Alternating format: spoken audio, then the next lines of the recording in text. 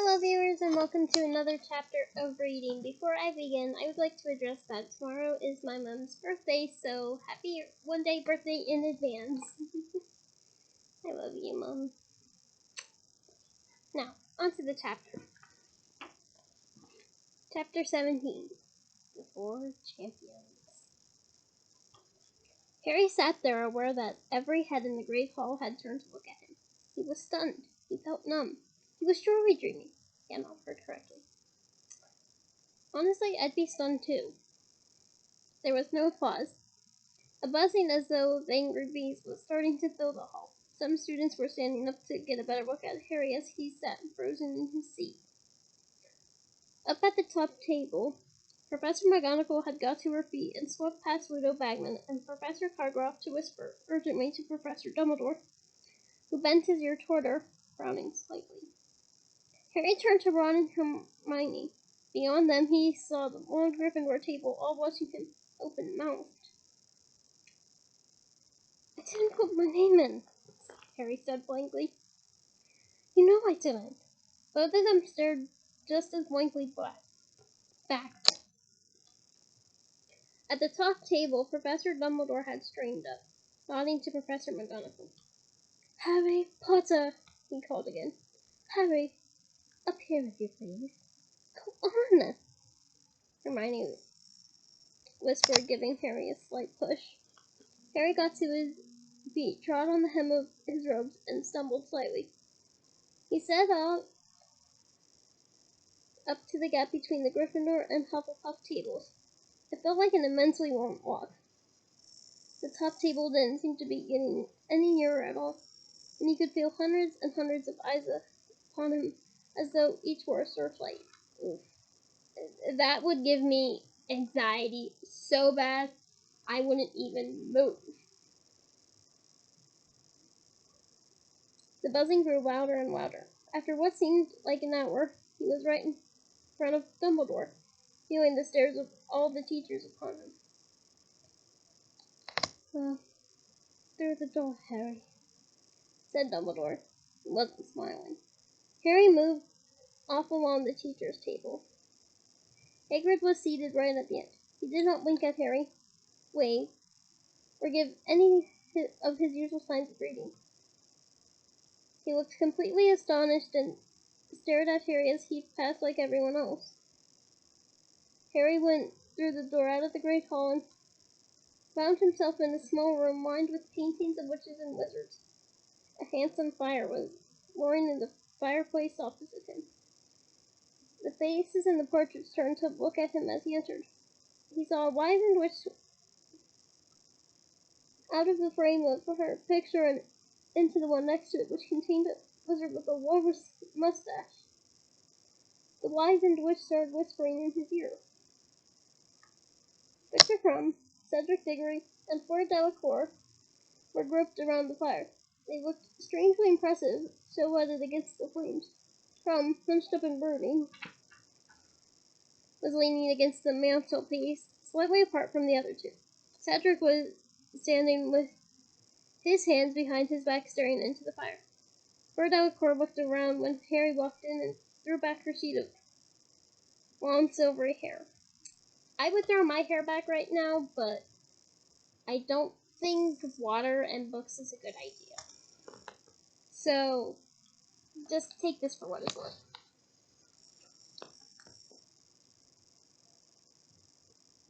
What is it? She said. Do they want us back in the hall? She thought he had come to deliver a message. Harry didn't know how to explain what just happened. He stood there, looking at the three champions. It struck him how tall all three of them were. There was a sound of scurrying feet behind them, and Widow Bagman entered the room. He took Harry by the arm and led him forward. Extraordinary, he muttered, squeezing Harry's arm. Absolutely extraordinary, gentlemen. Lady, he added, approaching the fireside and addressing the other two. May I introduce, incredible though it may seem, the fourth Triwizard Champion? Victor Crumb straightened up. His surly face darkened as he surveyed Harry. Cedric was nonplussed. He looked from Bagman to Harry and back again, as though sure he must have misheard what Bagman had said. Word Cora, however, tossed her hair, smiling, and said, "Oh, very funny joke, Mr. Bagman." "Joke?" Bagman repeated the word. No, not at all. Harry's name just came out of the goblet of fire." Crum's thick eyebrows contracted slightly. Cedric was still looking politely bewildered, or frowned. "But evidently there has been a mistake," she said contemptuously to Bagman. "He cannot compete. He is too young." "Well, it is amazing," said Bagman, running his smooth chin and smiling down at Harry. "But as you know, the age restriction was only imposed this year as an extra safety measure. And as his name came out of the goblet, I don't think there can be any ducking out at this stage. It's down in the rules. You're obliged. Harry will just have to do the best he..." The door behind them opened again, and a large group of people came in. Professor Dumbledore, followed closely by Mr. Crouch, Professor Karkaroff, Madame Maxime, Professor McGonagall, and Professor Snape. Harry heard the buzzing of hundreds of students on the other side of the wall before Professor McGonagall closed the door. Again, that would be another nightmare. All of that buzzing it would be an overload for me. I don't know about any of you guys, but it would definitely be an overload for me. "Madame Maxime," said Flora at once, striding over to her headmistress. "They are saying that this little boy is to compete also." Somewhere under Harry's numb disbelief, he felt a ripple of anger. Little boy? Madame Maxime had drawn herself up to her full and considerable height. The top of her handsome... Okay, definitely would not have used handsome. The top of her beautiful head brushed the candle-filled chandelier, and her gigantic black satin bosom swelled. "What is the meaning of this, Dumbledore?" she said imperiously. I'd rather like to know that myself, Dumbledore," said Professor Karkaroff. He was wearing a steely smile, and his blue eyes were like chips of ice. "Two Hogwarts champions? I don't remember anyone telling me the host schools allowed 2 champions, or have I not read the rules carefully enough?" He gave a short and nasty laugh. "C'est impossible!"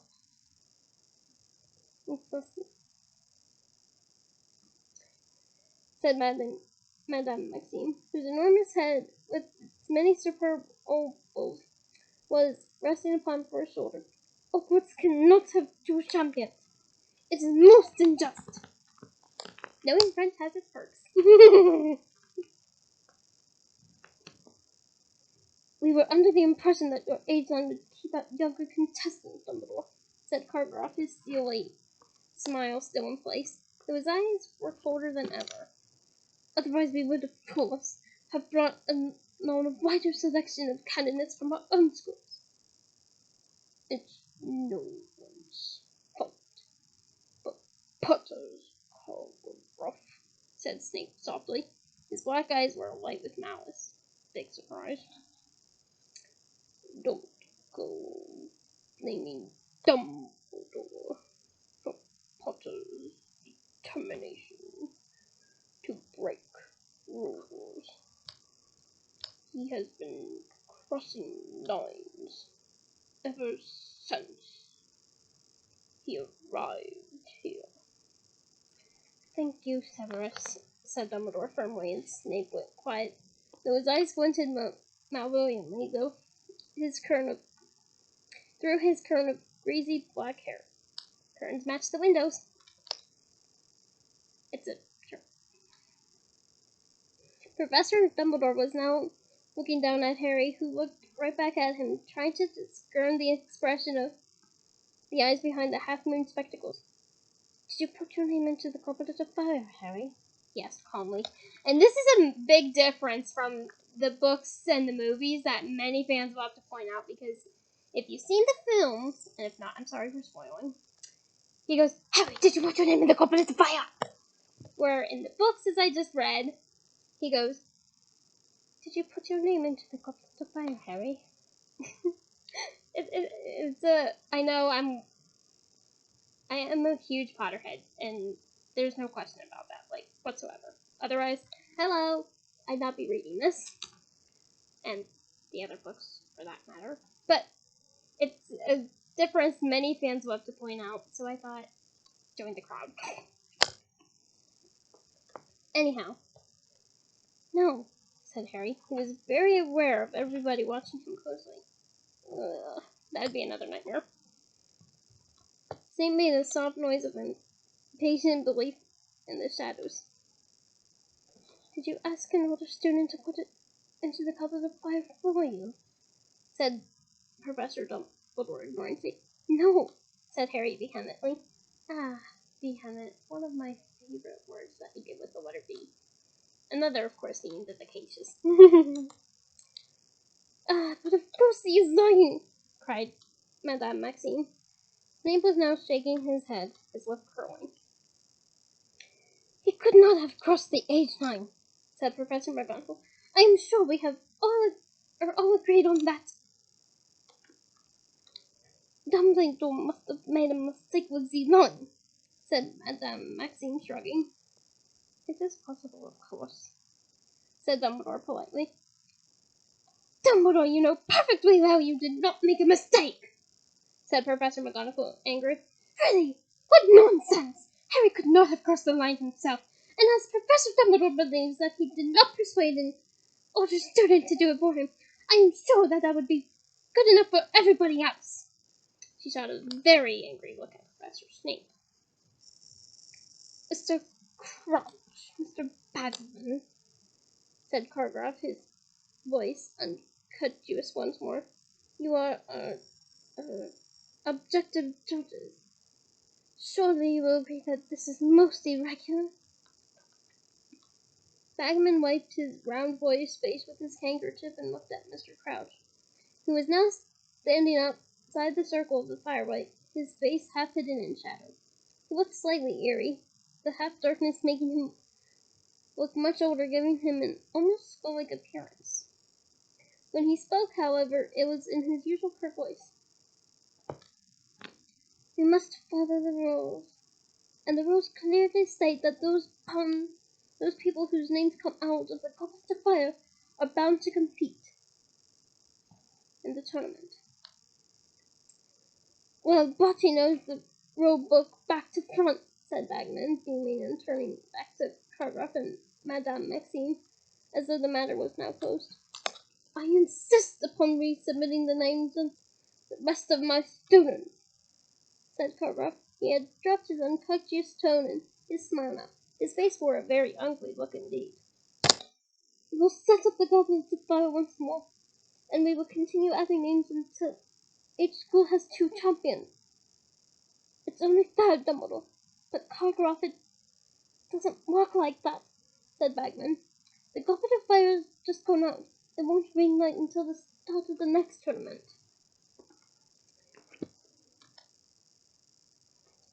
In which Darmstein will most certainly not be competing, exploded Cartwright. After all our meetings and negotiations,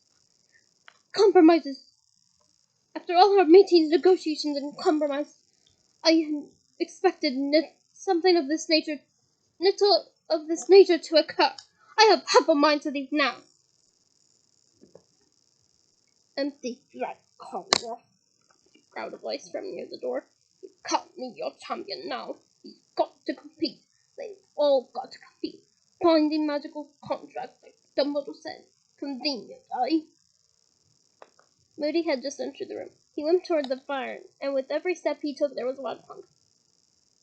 I don't know how to repeat that sound effect. Sorry.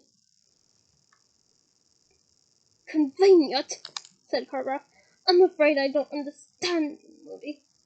Harry could tell he was trying to sound disdainful, as though what Moody was saying was barely worth the notice, but his hands gave him away. They had balled themselves into fists. Don't you? Said Moody quietly. It's very simple, Cartwright. Someone put Potter's name in that goblet knowing he'd have to compete if it came out.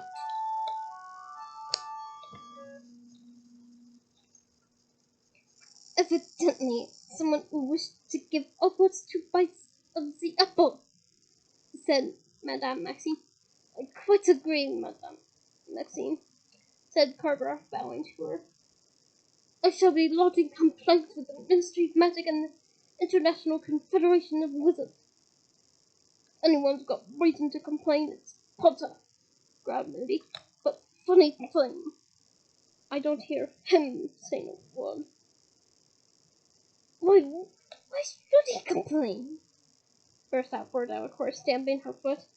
He has a chance to compete, hasn't he? We've all been hoping for weeks and weeks. The honor for our schools. 1,000 galleons in prize money. This is a chance many would die for. Foreshadowing of sorts. Maybe someone's hoping Potter is going to die for it, said Moody with the merest trace of a growl. An extremely tense silence followed these words.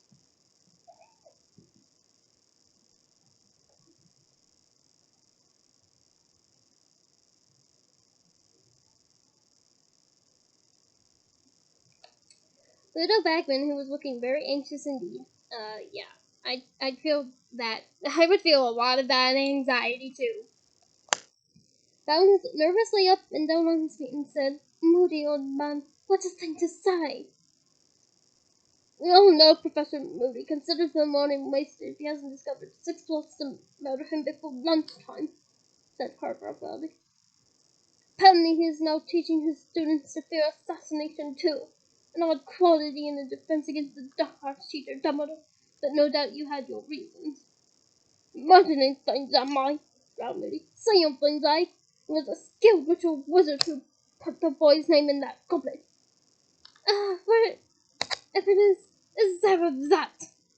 Said Madame Maxime, throwing up her huge hands. I know they're not as huge as hers, obviously, but just imagine, okay? Because they hoodwinked a very powerful magical object, said Moody. It would have needed an exceptionally strong confounded charm, foreshadowing kind of, to bamboozle that goblet into forgetting that only 3 schools compete in the tournament. I'm guessing they submitted Potter's name under a 4th school to make sure he was the only one in his category. You seem to have given this a great deal of thought, Moody, said Carver coldly, and a very ingenious theory it is.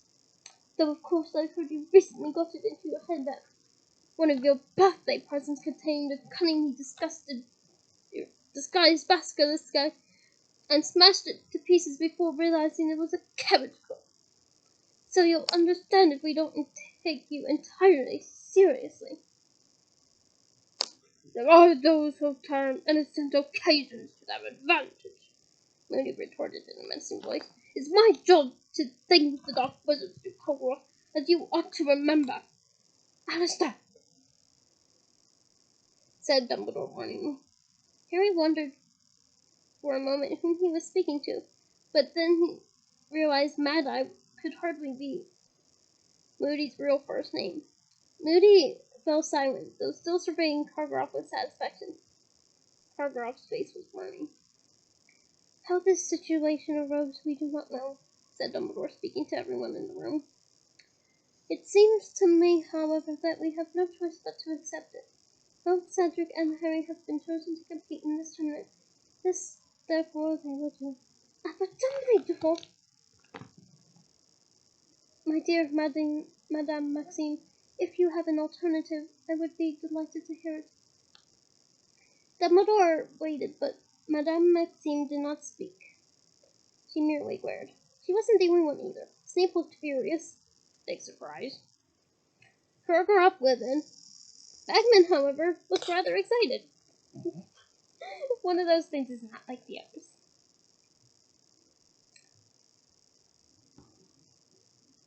Now, shall we crack on then?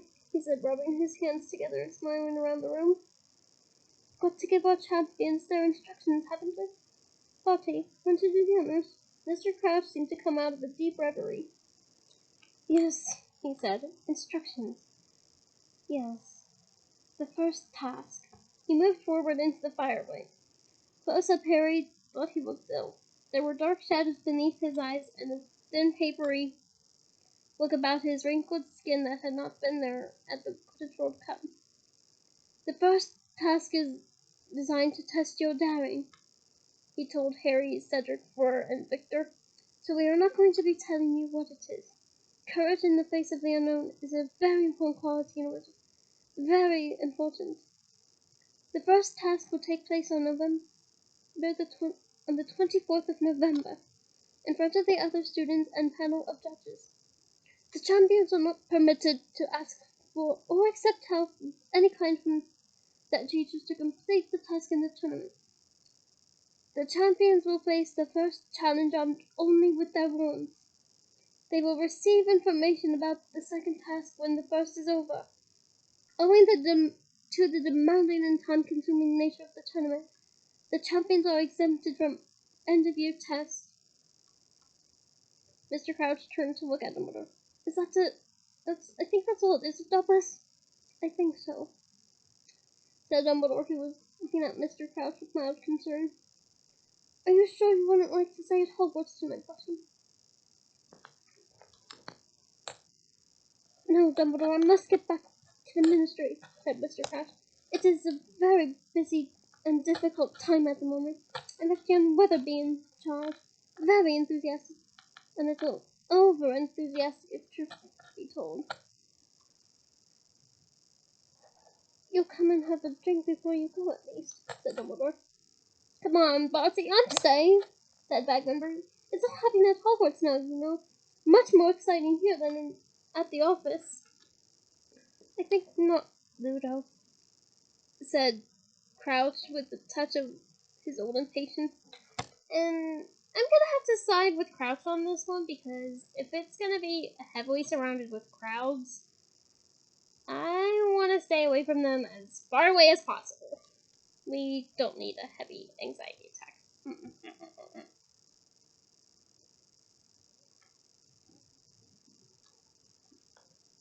Professor Cargroth, Madame Maxime, a nightcap, said Dumbledore. But Madame Maxime had already put her arm around Ford's shoulders and was leading her swiftly out of the room. Harry could hear both of them very talking French as they went up into the Great Hall. I'd like to think that one of the things they uttered was "Sacre bleu!" I'm not gonna give you the translation, but that is one of the things I'd like to imagine that they said. What did you imagine that they said? Please let me know.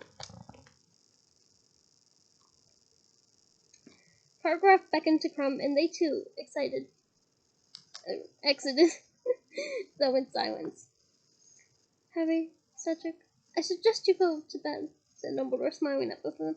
I am sure Gryffindor and Hufflepuff are waiting to celebrate with you, and it would be a shame to deprive them of this excellent excuse to make a great deal of mess and noise. Oh, not my ideal way to celebrate. I mean, kind of it is, but the noise part, not to an overwhelming extent. Harry glanced at Cedric, who nodded, and they wept together. Harry glanced at Cedric. Wait, I just read that. The Great Hall was now deserted. The candles had burned low, giving the jagged smiles of pumpkins an eerie, flickering quality. How fitting for the Halloween. I mean, that given him Halloween, that's very fitting. So, said Cedric with a slight smile, we're playing against each other again. I suppose, said Harry. He really couldn't think of anything to say. The inside of his head seemed to be in complete disarray, as though his brain had been ransacked. So tell me, said Cedric as they reached the entrance hall, which was now lit only by torches in the absence of goblet of fire. How did you get your name? I didn't, said Harry, staring up at him. I didn't put it in. I was telling the truth. Ah, okay, said Cedric. Harry could tell Cedric didn't believe him. Well, see you then. Instead of going up the marble staircase, Cedric headed for a door to its right. Harry stood listening to him going down the stone steps beyond it. Then slowly he started to climb the marble ones. Was anyone except Ron and Hermione going to leave him? Or would they all think he put himself in for the tournament? I believe you, Harry. Trust me, I would. Yet how could anyone think that when he was facing competitors who had 3 years more magical education than he had? When he was now facing tasks that not only sounded very dangerous, but which were to be performed in front of hundreds of people? Yes, he'd thought about it, he'd fantasized about it, but it had been a joke really, an idle sort of dream. He'd never really considered entering. But someone else had considered it. Someone else had wanted him in the tournament and had made sure he was entered. Why? To give him a treat? He didn't think so somehow. To see him make a fool of himself? Well, they were likely to get their wish. But to get his life ended? Was Moody just being his usual paranoid self? Couldn't someone have put Harry's name in the goblet as a practical joke? Did anyone really want him dead? Harry wasn't able to answer that at once. Yes, someone wanted him dead. Someone had wanted him dead ever since he had been a year old. Lord Voldemort. But how could Voldemort have ensured that Harry's name got into the Goblet of Fire? Voldemort was supposed to be far away in some distant country in hiding, alone, feeble and powerless.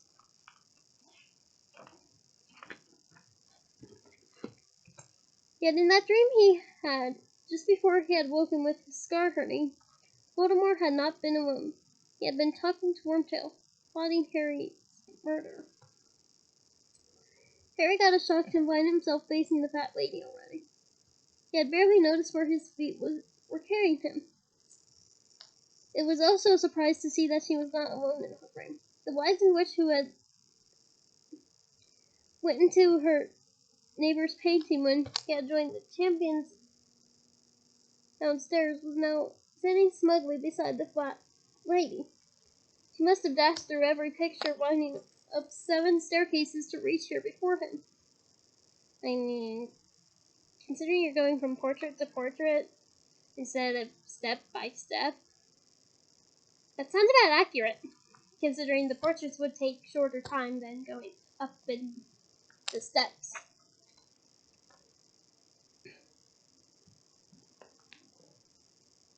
Both she and the fat lady were looking down at him with the keenest interest. Well, hello, said the fat lady. Violet's just told me everything. Who's just been chosen as school champion then? Balderdash, said Harry, dully. I'm most certain it isn't, said the pale witch indignantly.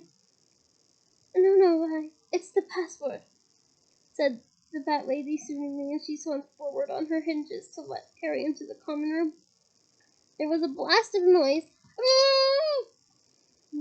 that met Harry's ears when the portrait opened and almost knocked him backward.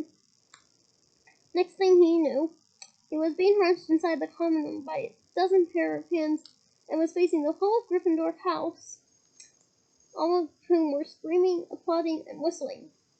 I'll not attempt the screaming, but I will do the applauding and whistling.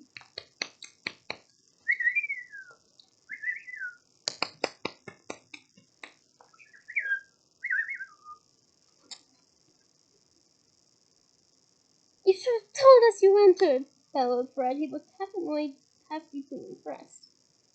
How did you do it without getting appeared? Brilliant! Roared George. I didn't, Harry said. I don't know how. But Angelina had now scooped down upon him. Oh, if it couldn't be me, at least it's a Gryffindor. You'll be able to pay back Diggory for the last Quidditch match, Harry, shrieked Katie Bell, another of the Gryffindor chasers. Well, yes and no. I'm not gonna tell why my answer is yes and no to this. Because that would be spoilers for later. Moving on. We've got food, Harry. Come and have some. I'm not hungry. I have enough at the feast. But nobody wanted to hear that he wasn't hungry. Nobody wanted to hear that he hadn't put his name in the goblet. Not one single person seemed to have noticed he wasn't at all in the mood to celebrate. I would have. I pick up on these cues a lot. So I definitely would notice, and I would hang out with Harry somewhere other than the Gryffindor common room. Maybe on the Quidditch pitch. Lee Jordan had unearthed the Gryffindor banner from somewhere, and he insisted on draping it around Harry like a cloak. Harry couldn't get away. Oh, poor Harry. I know what it's like not to get away from a situation you're not wanting to be in. All too well, I'm afraid. All too well.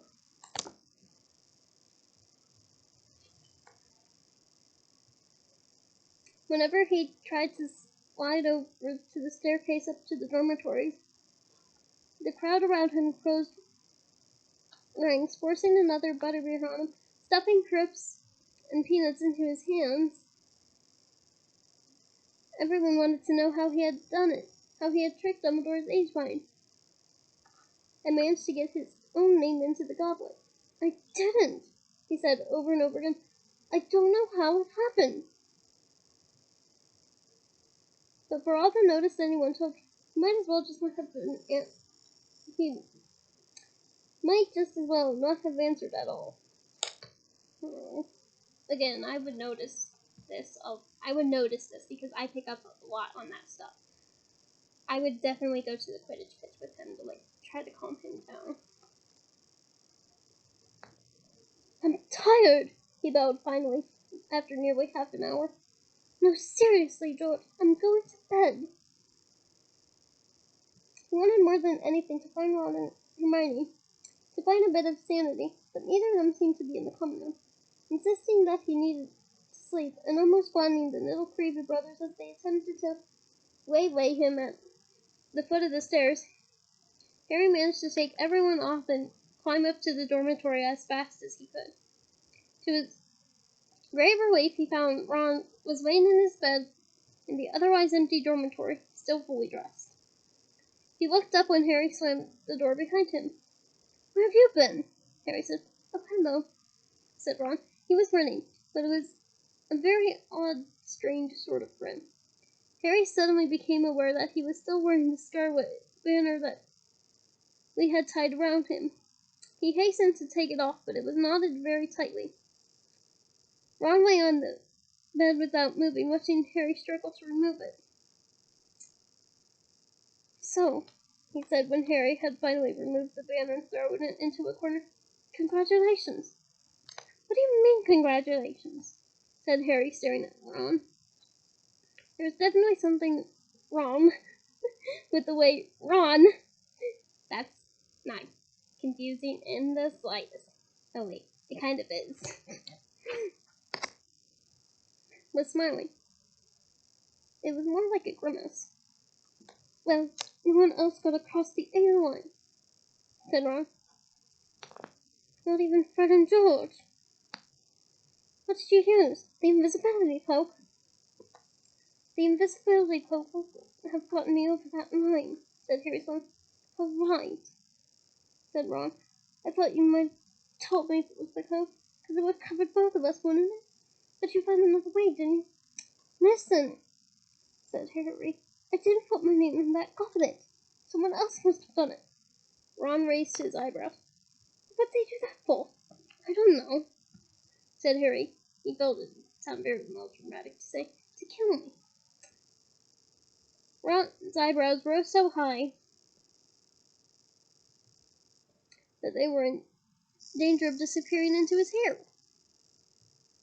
It's okay, you know. You can tell me the truth. He is, he said. If you don't want anyone else to know, fine. But I don't know why you're bothering to lie. didn't get into trouble for it, did you? That friend of a lady's, that pilot, she's already told us all Dumbledore's letting you enter. 1,000 guardians prize money, eh? And you don't have to do end of the year tests either. I didn't put my name in that goblet, said Harry, starting to feel angry. Yeah, okay, said Ron, in exactly the same skeptical tone as Cedric. Only you said this morning you'd have done it last night, and no one would have seen you. Not stupid, you know. You're doing a really good impression of it, Harry snapped. Yeah, said Ron, and there was no trace of a grin, forced or otherwise, on his face now. I want to get to bed, Harry. I'll expect you'll need to be up early tomorrow for a photo call or something. Something like that. He rushed the hanging shut around his four-poster, leaving Harry standing there by the door, staring at the dark red velvet curtains, now hiding one of the few people he had been sure would believe him. And that is the end of this chapter. I hope you all enjoyed it. Join me next week for chapter 18, The Vein of the Wands. And here's another hug for Harry while I'm thinking of it. Until then, bye!